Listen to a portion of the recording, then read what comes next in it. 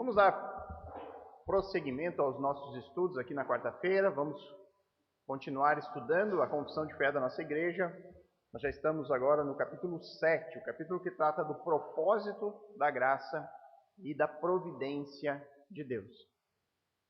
Para esse capítulo, queridos, para que a gente entenda exatamente o propósito da graça, é fundamental que você tenha compreendido o capítulo anterior, o capítulo 6. Se você não entender o capítulo anterior, dificilmente você vai acertar o alvo em relação à graça do Senhor. O que é a graça? Como a graça foi nos concedida? O motivo pelo qual a salvação provém de graça. Então, qual que era o capítulo 6 mesmo? Sobre o que ele tratava? Sobre a queda.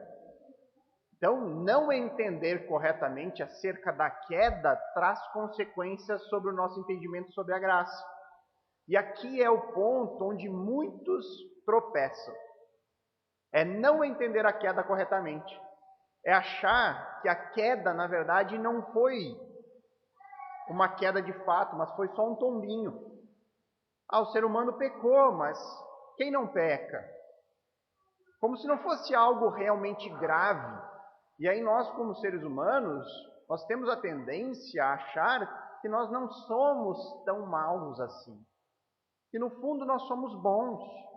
Muitos acreditam que o ser humano ele se corrompe por meio dos maus exemplos. Mas ele não nasce mal. Quem nunca ouviu alguém dizer de uma criança, olha que anjinho, nossa, que ser inocente. Essa perspectiva de que na criança não há maldade alguma. Olha para um bebezinho e pensa, não é possível que haja qualquer mal nele. Mas pergunte aos pais da criança. Se logo nos primeiros meses eles já não tentam dominar e já não colocam para fora aquilo que a Bíblia nos revela que está aqui dentro do nosso coração. Que é uma natureza corrompida, uma natureza corrupta.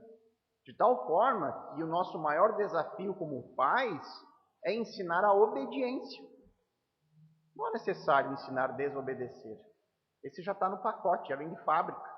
É natural da criança. O nosso desafio é fazer filhos obedientes. E é claro que nós, o ponto não é esse, mas nós não queremos apenas uma obediência moral aos pais, mas uma obediência a Deus. Nós queremos filhos que temam ao Senhor. E para que isso aconteça, não importa o quão dedicados são os pais, por mais que isso exerça um papel. Mas o ponto é, o Senhor precisa converter o coração deles. O Senhor precisa alcançar os nossos filhos. Então nós temos aquela máxima. Nós, como pais, faremos tudo o que estiver ao nosso alcance. Vamos ensinar, vamos orar, vamos batalhar diligentemente pela salvação dos nossos filhos, mas sabendo que não depende de nós, depende de Deus. Então, primeiro ponto, entendermos a queda. E hoje nós vamos ter que conviver com um pequeno barulho aqui que parece que alguém está no banheiro, né? Mas é o ar aqui que está pingando para o lado errado. Vamos tentar que isso não atrapalhe. Então, para entendermos o propósito da graça, é necessário entendermos isso. Somos, conforme Calvino bem nomeou, totalmente depravados, radicalmente corruptos, a tal ponto que a queda corrompeu o nosso ser por completo. Não há nenhuma parte de nós que não sofre os efeitos da queda. Nós não conseguimos ter uma percepção da realidade de maneira correta, nós não conseguimos pensar de uma maneira completamente isenta, nós não conseguimos nem manter e nutrir o nosso corpo de uma maneira que não leve à morte. Nós morremos, estamos a morrer fisicamente, tudo em consequência da queda. Então, lá em Gênesis, no capítulo 3, quando Adão e Eva pecam contra o Senhor, o que vem imediatamente na sequência da queda? Vem Deus dizendo a eles, olha, vocês agora precisam procurar uma forma de encontrar a salvação. Vocês agora precisam se esforçar para merecer ter comunhão comigo de novo. É isso que Deus fala a eles. Olha, você precisa encontrar este caminho que me trará de volta vocês a mim. Não, Deus simplesmente entrega uma promessa. Vocês pecaram. Vocês estão destituídos da glória de Deus. Vocês estão afastados, vocês vão ser expulsos. Mas eu providenciarei uma forma. Nós temos lá em Gênesis 3,15 a semente do Evangelho, a promessa de um descendente. Ou seja, o Senhor prometeu ali que daria um jeito de resolver aquela situação. Deus partiu em busca da salvação do homem. E é disso que trata a graça. Então, o primeiro ponto aqui sobre o propósito da graça vai tratar da eleição. Uma doutrina que é extremamente debatida e muitos torcem o nariz em relação a ela. Por mais que todo crente, pelo menos ortodoxo, concorde com a eleição, eles vão divergir em alguns pontos em relação a ela. Então, nós cremos que a eleição é o propósito eterno de Deus, segundo o qual Ele misericordiosamente regenera, santifica e salva. Então, a eleição é Deus caminhando para consertar o que nós vimos no capítulo anterior, no capítulo 6. É Deus saindo para resolver o problema da queda. É Ele quem parte, é Ele quem tem um plano eterno. E aí, tudo isso para nós, as peças vão começando a se encaixar, mas porém também alguns questionamentos podem surgir. Mas se a eleição é um propósito eterno, então quer dizer que o pecado ele já fazia parte desses planos de Deus? Se Deus, antes de fazer o mundo, antes de criar todas as coisas, Ele já tinha eleito um povo para a salvação, então significa que a queda já estava nos seus planos? Na verdade, é já. Na teologia, nós dizemos que a queda é um dos decretos de Deus. Isso torna Deus o autor do pecado? Ele é o autor da queda humana? Foi Ele que fez o homem tropeçar? Não. A gente jamais pode dizer que Deus é o autor. Porém, nada escapou do seu plano soberano e eterno. Nós não sabemos todas as coisas, nós não conseguimos muitas vezes compreender todos os detalhes. Mas é isso que a Bíblia nos revela, que a eleição é o propósito eterno de Deus para salvar pecadores. Então o Senhor, por meio da eleição, Ele demonstra a sua misericórdia ao salvar aqueles que haviam se rebelado contra Ele. Ele parte em busca. Mas Deus então não é injusto porque Ele não escolhe a todos, escolhe apenas alguns? Se Deus simplesmente no momento que Adão e Eva pecaram, Ele tivesse não feito mais nada, deixado o homem viver por si só, Ele teria feito algo injusto? Não. Mas Ele demonstra o seu muito amor e misericórdia ao eleger, ao escolher pessoas para a salvação. Ele salva pecadores e para isso Ele leva o homem a reconhecer o capítulo 6, a reconhecer os efeitos da queda. É Ele quem gera o arrependimento no nosso coração, é Ele que nos convence que de fato somos pecadores. É o Espírito Santo que convence o mundo da justiça, do pecado e do juízo. Ou seja, quando nós reconhecemos, não, eu sou miserável. Quando você canta o cântico miserável, o homem que eu sou, e aquilo não te traz nenhum tipo de, meu Deus, o que eu estou cantando uma coisa assim, eu não sou tão miserável assim. Quando você reconhece, olha, realmente, eu não sou nada. Eu preciso do Senhor em todas as coisas. Isso foi uma obra de Deus em você. Porque nós, seres humanos, somos tão depravados que nos tornamos incapazes de reconhecer que há mal em nós. Nós sempre vamos buscar algo de bom para nos agarrar. Mas eu não sou tão ruim assim. Olha, eu sou melhor que os outros. Olha tal pessoa. Eu não faço metade das coisas que ele faz. Nós sempre buscamos essa comparação. Então, quando nós reconhecemos que pecamos, que nós merecemos é o inferno, quando nós reconhecemos isso, então é sinal que Deus abriu os nossos olhos. Abriu os nossos olhos para a verdade. Quando nós choramos por conta do pecado, quando nós lamentamos os efeitos da queda, aí então a graça faz sentido a nós. Do contrário, provavelmente a pessoa terá aquela reação: ah, mas que Deus é esse que elege uns e não os outros? Ah, mas como Deus pode ser assim? Como Deus pode agir assim? Isso é o tipo de pensamento de alguém que ainda não compreendeu o que o pecado fez conosco, com a humanidade. Então, a graça é o propósito eterno de Deus para salvar pecadores, do qual ele leva ao arrependimento, sem o qual o homem jamais poderia reverter os efeitos da queda. Jamais. Não há outra forma. Não há um outro caminho para resolver o nosso conflito com Deus, senão através da graça. Esse é o único meio disponível. Vamos ver alguns textos agora sobre isso?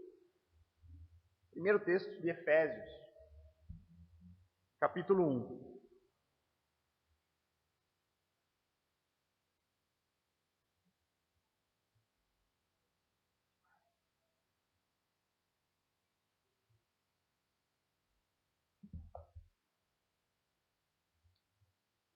Sobre som relaxante de uma cachoeira. Nós botamos aqui para dar uma relaxada. Não durma, tá, irmãos? Não é para isso que nós colocamos, instalamos, né? Algo tão moderno aqui na igreja. Para dar um ambiente mais...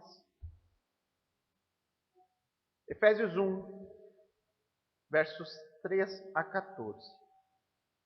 E aqui, irmãos, preste bem atenção no texto e vejam quantas vezes o Senhor coloca aqui, Paulo coloca na palavra, Deus agindo em nosso favor. Ele diz: todo louvor seja a Deus, o Pai do nosso Senhor Jesus Cristo, que nos abençoou em Cristo com todas as bênçãos espirituais nos domínios celestiais. Mesmo antes de criar o mundo, então, antes mesmo de ter feito qualquer coisa, antes mesmo da criação, antes mesmo de ele ter feito Adão e Eva, Deus nos amou e nos escolheu. Teve então a eleição, né? Deus nos elegeu antes mesmo dele ter criado qualquer coisa. Ele nos escolheu em Cristo para sermos santos e sem culpa diante dele. Ou seja, ele nos escolheu para resolver o problema do pecado, para resolver o problema da queda. Ele nos predestinou. O que significa o termo predestinar? É escrever o seu destino de antemão. Pré-destino. O destino anterior. Deus nos predestinou. E aqui não tem como escapar dessa realidade. É o que o texto diz. Ele nos predestinou para quê? Para si mesmo. Para nos adotar como filhos por meio de Jesus Cristo, conforme as boas obras que vocês praticaram. É isso que diz o texto? Não, conforme o bom propósito da sua vontade. Foi o Senhor. Ele escolheu, segundo a sua vontade soberana. Não há o que discutir. Deus assim o fez para o louvor da sua graça gloriosa, que ele derramou sobre nós em seu Filho amado. Ele é tão rico em graça que comprou nossa liberdade. Então significa que nós em algum momento éramos escravos? Ele nos comprou a liberdade? Sim, escravos do quê? Do ponto 6, da queda, do pecado. E ele comprou a nossa liberdade com o sangue de seu Filho e perdoou nossos pecados. Generosamente derramou sua graça sobre nós e com ela toda a sabedoria e todo o entendimento. Percebam, né, que é todo um conjunto de coisas que vem no pacote da graça. Não é simplesmente está salvo e nada acontece. Não, ele nos dá arrependimento, conhecimento, sabedoria, nos traz para o Filho. Tudo está junto. Agora Deus nos revelou sua vontade secreta a respeito de Cristo, isso é, o cumprimento do seu bom propósito. E o plano é esse: no devido tempo, ele reunirá sob a autoridade de Cristo tudo o que existe nos céus e na terra.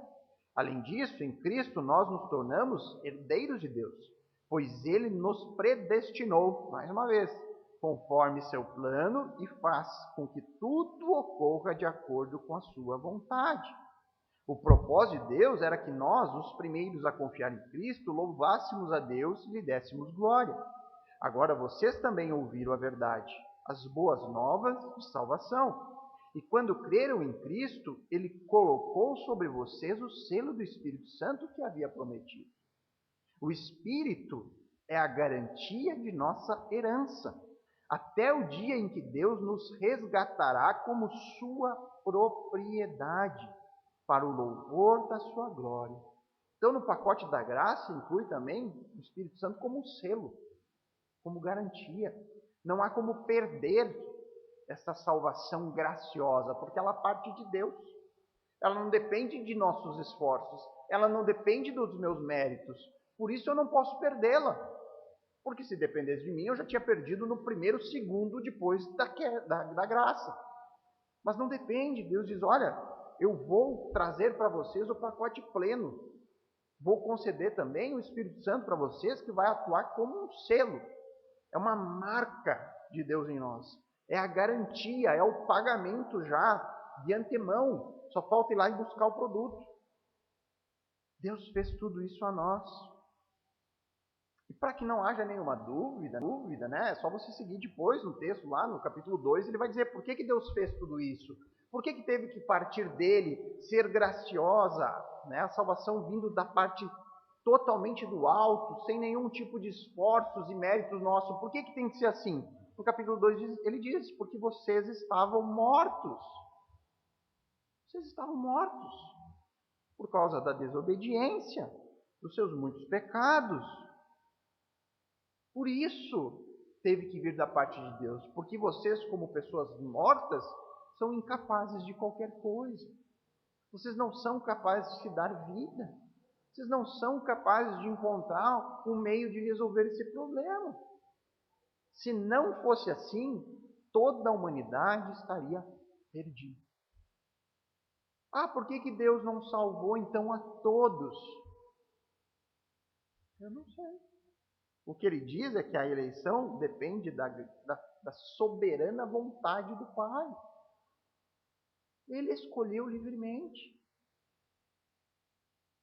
Eu posso não entender, o que eu sei é que ele é glorificado, tanto naqueles que são salvos, como ele é glorificado por meio do juízo dos ímpios.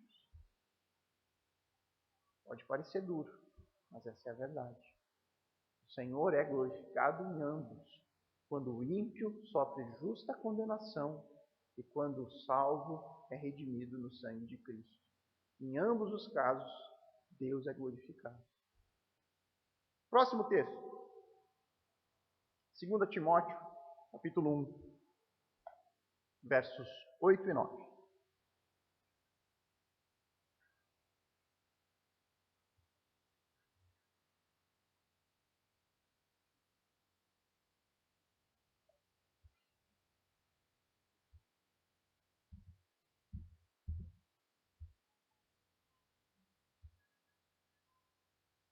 Então, aqui Paulo escrevendo para um jovem pastor, né? Um pastor mais velho ensinando o pastor mais jovem. E ele diz para o pastor mais jovem, portanto, jamais se envergonhe de falar a outros sobre o nosso Senhor. Jamais se envergonhe disso. E também não se envergonhe de mim, que estou preso por causa dele. Com a força que Deus lhe dá, esteja pronto para sofrer comigo por causa das boas novas. Pois Deus nos salvou e nos chamou para uma vida santa. Não porque merecêssemos. Olha aqui. Não porque merecêssemos. Não porque a gente fez alguma coisa boa. Não porque a gente é melhor do que os outros. Paulo está dizendo a Timóteo, olha, a gente não merece nada. A gente foi salvo não por qualquer tipo de merecimento da nossa parte, mas porque este era o seu plano desde os tempos eternos. mostrar a sua graça por meio de Cristo Jesus. Mais uma vez, irmãos, fica muito claro a salvação que vem do alto. É graça. Não é obra, não é merecimento, não é nada do tipo. É graça, favor imerecido. Outro texto, Romanos 11, versos 5 e 6.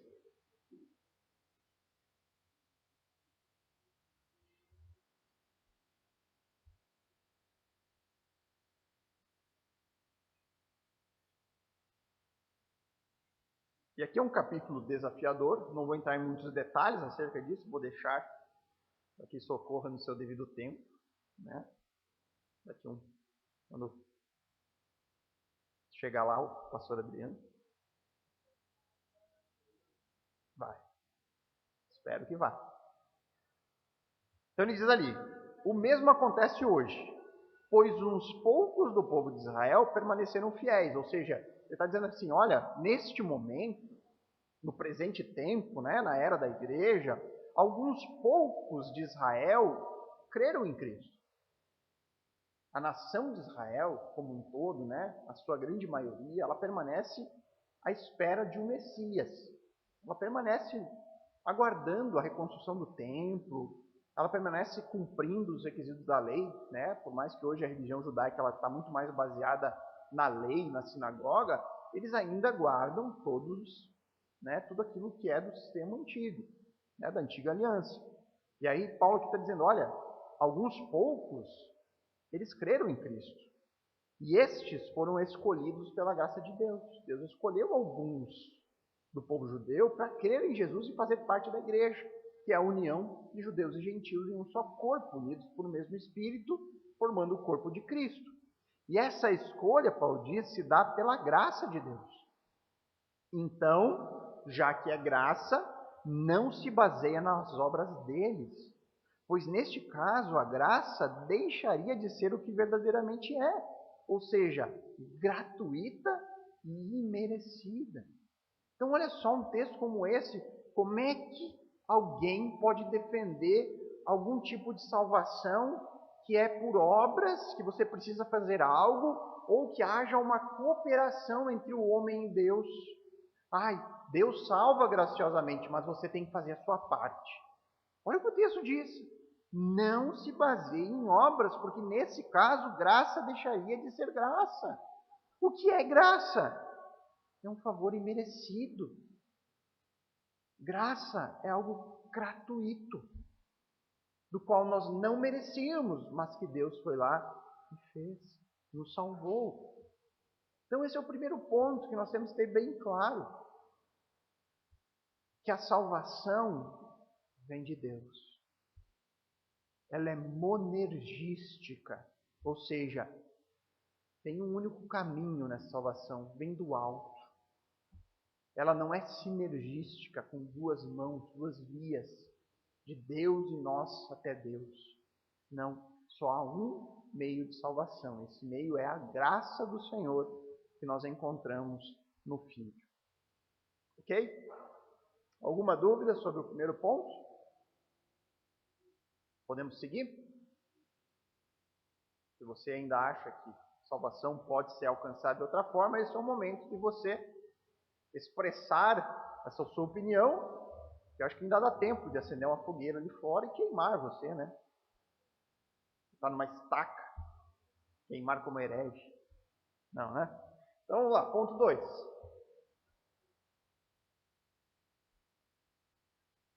Aqui eu dei uma pequena alterada aí no texto do caderno de membros. Se você tem ele aí, você vai verificar, para não deixar talvez algum tipo de confusão aí de ordem semântica. Então, coloquei ele, cremos na graça sendo perfeitamente coerente com a doutrina da responsabilidade humana.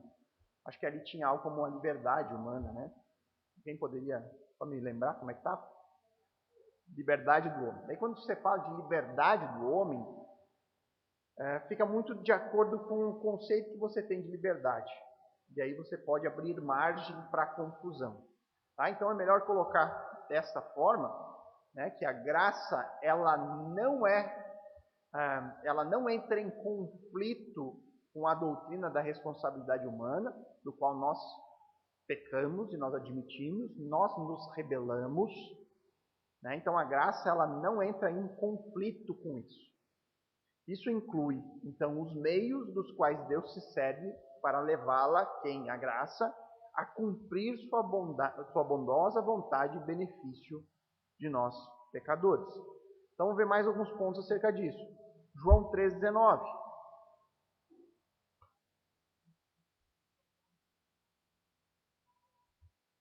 Então, veja só. Aqui é um texto que vai botar em evidência aqui a nossa responsabilidade. Ele diz, e a condenação se baseia nisto. A luz de Deus veio ao mundo, mas as pessoas amaram mais a escuridão que a luz, porque os seus atos eram maus.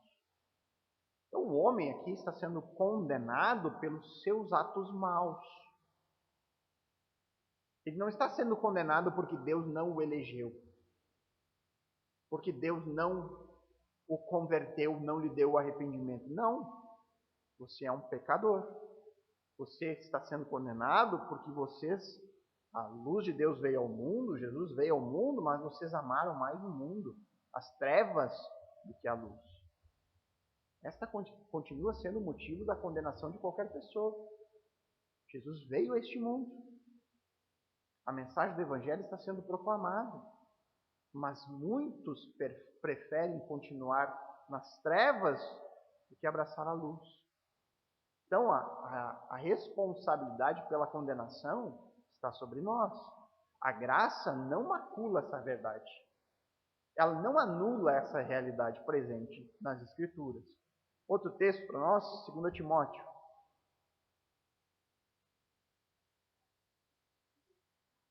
De novo, 2 Timóteo, capítulo 2, versos 11 a 13.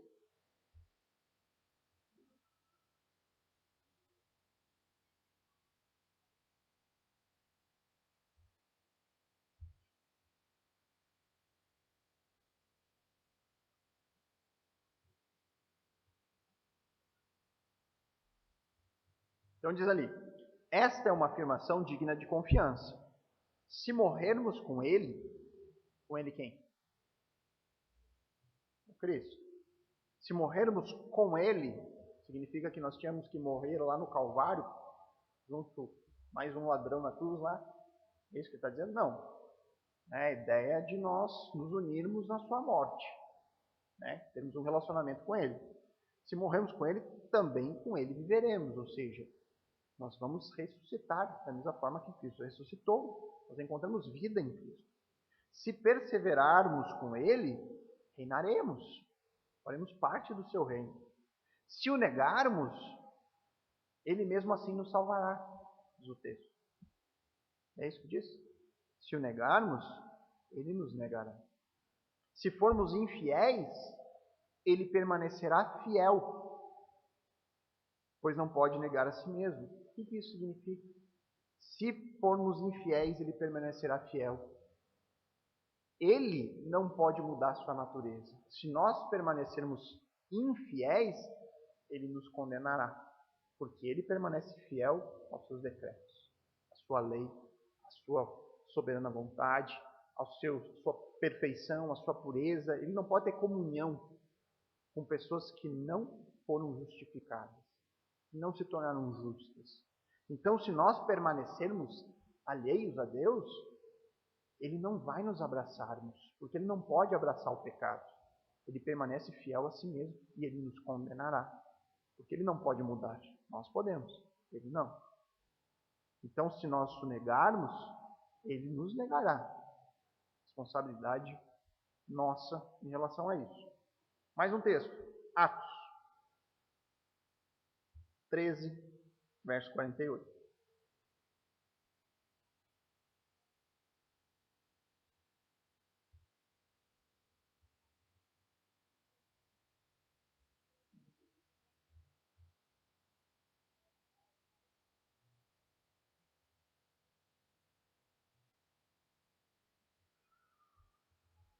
E aqui trouxe esse texto que ele mostra uma outra realidade acerca da salvação, né? Do outro lado, nós temos a nossa responsabilidade. Se nós o negarmos, ele nos negará. Mas e quando nós cremos? Então, sou eu que creio? É minha? Eu aceitei Jesus. Eu me arrependi. Eu busquei a Ele. Será que é dessa forma que nós devemos agir? O verso diz ali: quando ouviram isso, os gentios se alegraram e agradeceram ao Senhor por essa mensagem. Que mensagem? Mensagem da salvação em Cristo. E todos que haviam sido escolhidos para a vida eterna creram. Então, quando você entende a queda, quando você entende a graça como um favor imerecido, então quando você crê, você não sai dizendo: ah, mas eu acreditei, eu abracei Jesus, eu escolhi estar com Ele. Não, você vai dizer assim: se eu acreditei, foi porque Ele me resgatou, foi porque Ele me convenceu, foi porque a graça me alcançou, foi porque Ele me deu o seu Espírito e me capacitou a crer. Ele abriu os meus olhos para a verdade. Quando você entende a graça, você nunca coloca os méritos sobre si mesmo. Você sempre vai se achar não merecedor. E isso tem um reflexo enorme no nosso relacionamento com Deus, enorme no nosso relacionamento com os outros, enorme na maneira como nós enxergamos o mundo e os ímpios. Nós não olhamos com orgulho. Olha, eu sou melhor que vocês. Olha, nós aqui da igreja somos muito melhores do que aqueles outros que estão passando ali fora, do que aquelas pessoas que estão ali no bar. Não. A diferença é que a graça nos alcançou. Deus agiu com misericórdia. E nós cremos por pura graça. Então nós olhamos para o perdido e clamamos: Senhor, faz neles a mesma obra que o Senhor fez em mim. Alcança o perdido como um dia o Senhor me alcançou. A gente pode olhar para os nossos familiares que não creem e clamar: Senhor, eu confio que Tu podes, que nada é impossível. Pode ser para mim aos meus olhos, mas eu creio que o Senhor faz coisas impossíveis. O Senhor converte pecadores. Paulo mesmo dizia: dos quais eu sou o pior. Se ele pôde converter Saulo de Tarso e fazer dele o grande proclamador do Evangelho aos gentios, por que ele não pode converter o meu tio, a minha irmã, o meu pai? Por que não? Deus pode, nós precisamos continuar clamando.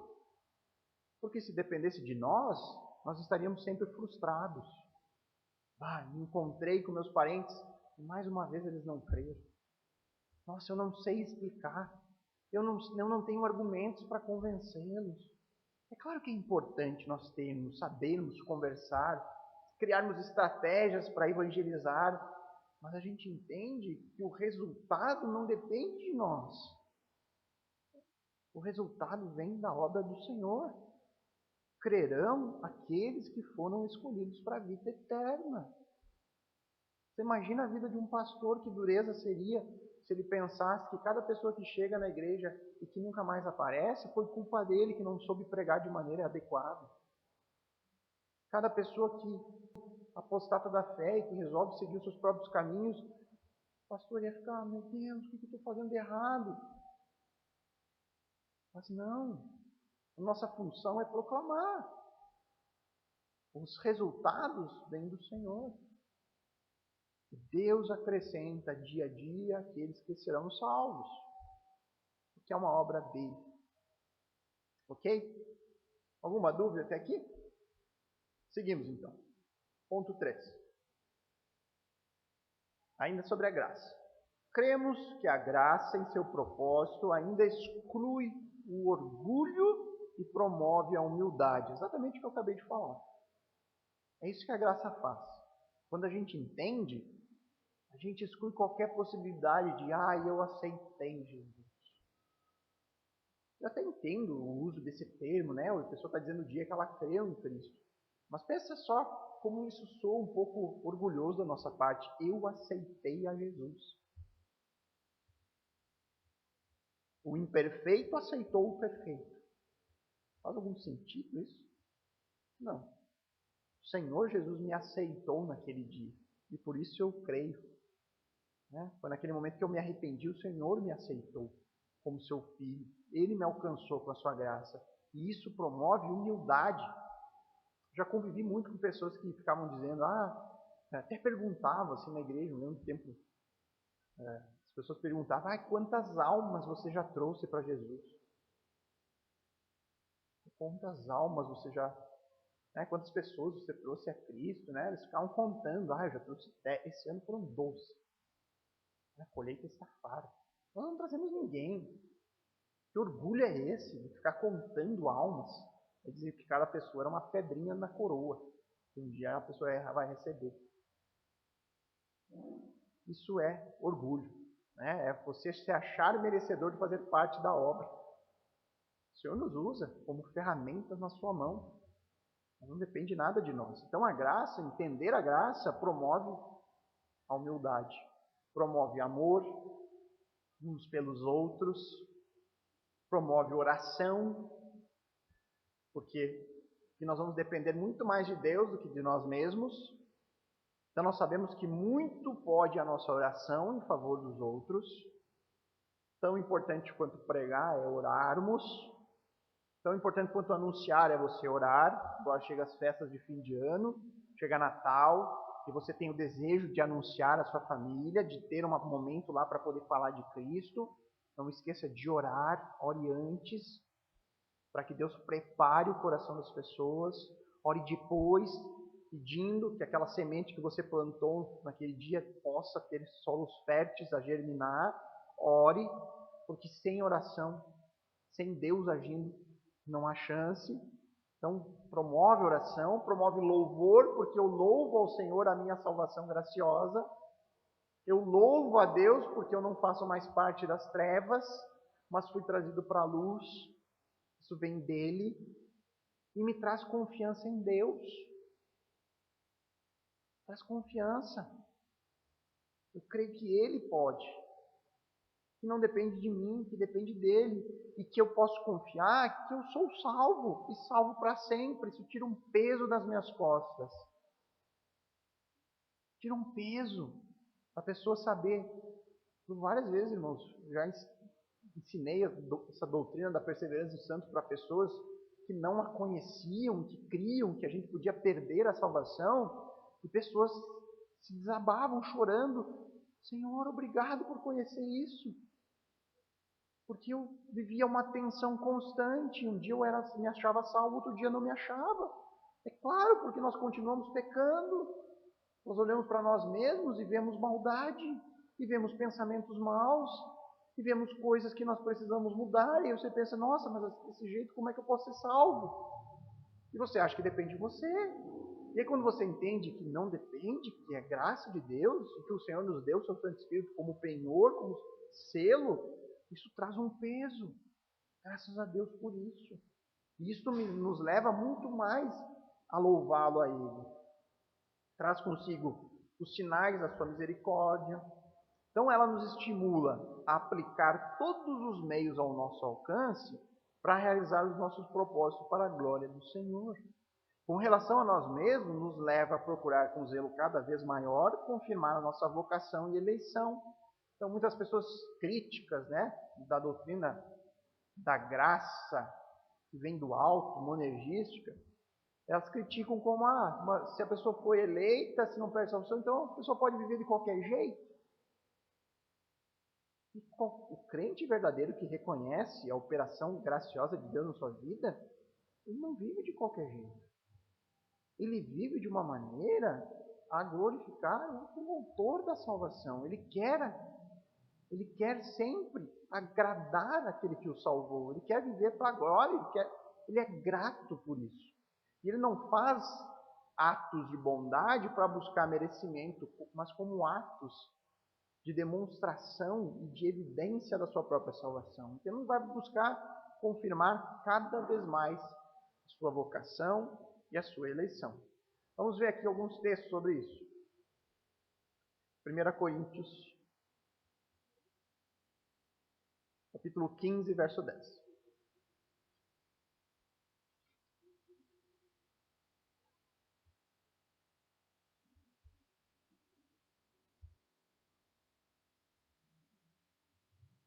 Diz ali: o que agora sou, porém, deve-se inteiramente à graça que Deus derramou sobre mim, que não foi inútil.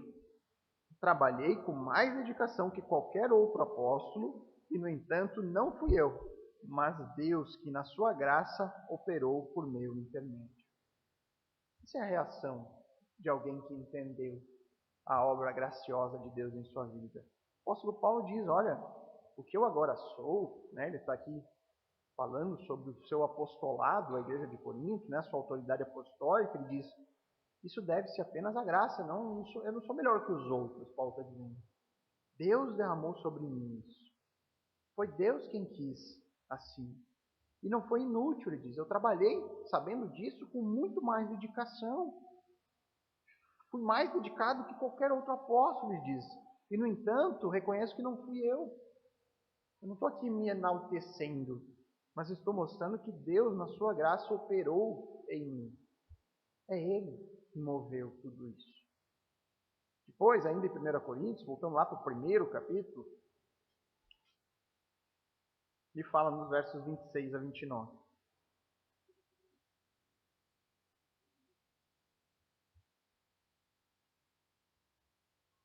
E mais uma vez ele dá aqui um chá de humildade, né? Um chá de baixa bola aí, você que se acha grande coisa, né? Ele diz, lembre-se, irmãos, de que poucos de vocês eram sábios aos olhos do mundo, ou poderosos, ou ricos, quando foram chamados. Ele diz, olha, a maioria de vocês não tinha nenhuma posição de destaque. Pelo contrário, ele diz, Deus escolheu as coisas que o mundo considera loucura para envergonhar os sábios, assim como escolheu as coisas fracas para envergonhar os poderosos. Deus escolheu coisas desprezadas pelo mundo, tidas como insignificantes, e as usou para reduzir a nada aquilo que o mundo considera importante. Portanto, ninguém jamais se orgulhe na presença de Deus. Jamais se orgulhe na presença de Deus. Jamais ache que você é melhor que o outro. Jamais ache que você é mais esperto, porque você não está em um lugar cheio de loucuras, heresias. Jamais se gabe achando que, porque eu sou mais inteligente. Porque eu sou melhor. Sou mais bonito. Lembre-se disso. Deus escolheu coisas que o mundo considera loucura para envergonhar os sábios. Por fim, aqui, 2 Pedro 1,10.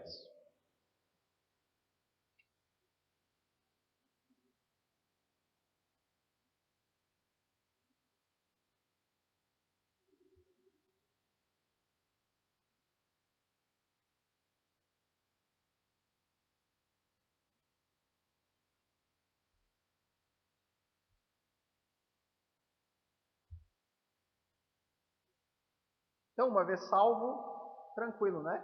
Não precisamos fazer mais nada. Né? Não precisamos.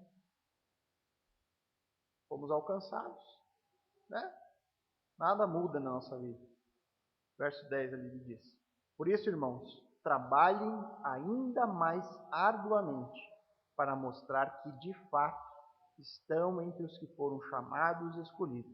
Façam essas coisas e jamais tropeçarão. Ele disse, olha, nós não temos como saber, né, como não há um sinal em cada pessoa para que a gente possa dizer esse é salvo, esse não é, ter certeza da salvação. Muitas vezes nós mesmos ficamos duvidando da nossa própria salvação. Quem como crente em algum momento não se questionou, será que realmente Deus me alcançou? Será que realmente Deus me salvou? Há evidências de uma salvação. Nós buscamos a evidência na vida das pessoas quando nós vamos batizar, quando vamos receber alguém como membro da igreja. E Pedro lhe diz, olha, trabalhem, se vocês são salvos, se vocês creram, trabalhem cada vez mais arduamente para mostrar que de fato vocês são escolhidos. Busquem, façam, cresçam. Né? Nos versículos anteriores ele disse o que é isso tudo, né? Ele diz no verso 5, esforcem-se ao máximo para corresponder a essas promessas, acrescentem à fé a excelência moral. A excelência moral, acrescentem o conhecimento.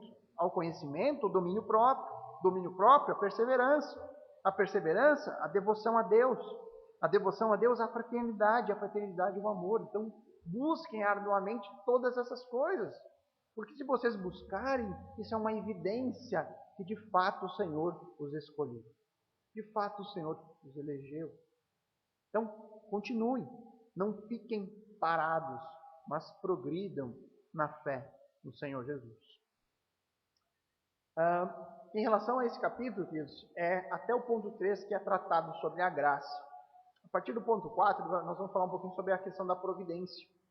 Então aqui já estamos quase no horário, vamos parar por aqui, daí na semana que vem a gente continua tratando um pouquinho mais agora sobre a questão da providência de Deus. Nós veremos algumas coisas na nossa confissão de fé, né, esses subpontos aqui dentro do capítulo, que olha, você não vai escutar em qualquer lugar. Tenho certeza que muitos se chocam ao ler o que está escrito do ponto 4 em diante. Então nós veremos isso a partir da próxima semana. Então vamos orar para encerrar o nosso estudo?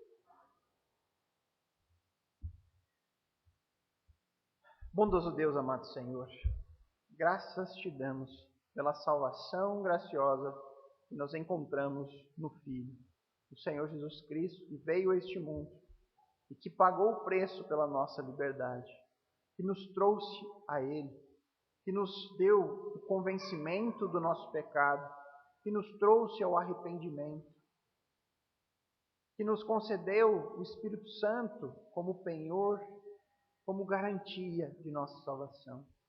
Obrigado, Pai, porque reconhecemos aqui, através dos textos bíblicos, que nós não somos salvos por nenhum tipo de mérito, por obras que nós venhamos a fazer, mas unicamente porque o Senhor escolheu antes mesmo da fundação do mundo. Nós não entendemos os motivos. Nós podemos não saber os porquês do Senhor ter escolhido a cada um de nós e não a outros, mas nós apenas nos humilhamos diante da verdade e te agradecemos por essa obra graciosa. E pedimos que o Senhor estenda essa sua graça a todos os nossos familiares, os nossos amigos, pessoas que eu tenho certeza que muitos aqui têm orado diariamente pela salvação. E aqui eu junto a eles me coloco, Senhor, diante de Ti e te peço. Senhor, alcança, Pai, essas pessoas. Alcança com a Tua graça, assim como o Senhor nos alcançou. Que o Senhor nos guarde, Pai, no final dessa semana, Senhor, e que possamos estar juntos aqui novamente no domingo, para Te glorificar e Te cultuar. Esse é o nosso desejo e oração, em nome de Cristo. Amém. Bem, queridos? Então, um bom resto de semana. Até domingo, se Deus quiser.